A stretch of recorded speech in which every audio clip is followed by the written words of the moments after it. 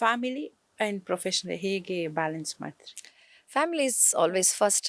Family ಯಾರು ಫ್ಯಾಮಿಲಿಗೆ ಜಾಸ್ತಿ ಇಂಪಾರ್ಟೆನ್ಸ್ ಕೊಡ್ತಾರೋ ಅವ್ರ ಪ್ರೊಫೆಷನ್ನು ಚೆನ್ನಾಗಿರುತ್ತೆ ಅನ್ನೋದು ನನ್ನ ಒಂದು ನಂಬಿಕೆ. ಸೊ ಅಫ್ಕೋರ್ಸ್ ನನಗೆ ತುಂಬ ತುಂಬ ಸಪೋರ್ಟಿವ್ ಹಸ್ಬೆಂಡ್ ಇದ್ದಾರೆ. ಆ್ಯಂಡ್ ನನ್ನ ಮದುವೆಗಕ್ಕೆ ಮುಂಚೆ ಅವರಿಗೂ ಗೊತ್ತಿರಲಿಲ್ಲ ಮ್ಯೂಸಿಕ್ ಅಂದರೆ ಟೋಟಲಿ ಅನವೇರ್ ಇದ್ರ ಬಗ್ಗೆ ಏನೂ ಗೊತ್ತಿಲ್ಲದೆ ಇರೋವಂಥದ್ದು. ಅರುಣ್ ಕುಮಾರ್ ಅಂತ, is from Sringeri.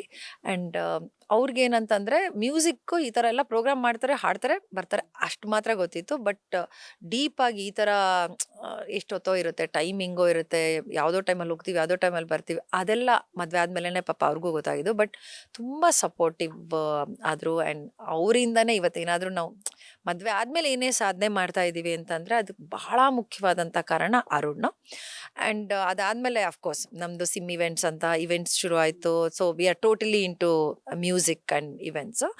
But and ಮುಂದಕ್ಕೆ ಮಕ್ಕಳು. ಸೊ ಮಕ್ಕಳಿಗೂ ನಾವು ಟೈಮ್ ಏನ್ ಕೊಡಬೇಕು. ಮಾಡ್ತಿದ್ದಾರೆ ಮಕ್ಕಳು? ಮಗ ಇವಾಗ ಬೆಳ್ಳೂರು ಆದಿಚುಂಚನಗಿರಿ ಮೆಡಿಕಲ್ ಕಾಲೇಜ್ ಏಮ್ಸಲ್ಲಿ ಸೆಕೆಂಡ್ ಇಯರ್ MBBS ಓ, ನೀವು ಮಾಡ್ತಾನೆ. Santoor mummy. Thank you so much. ಅಲ್ಲ?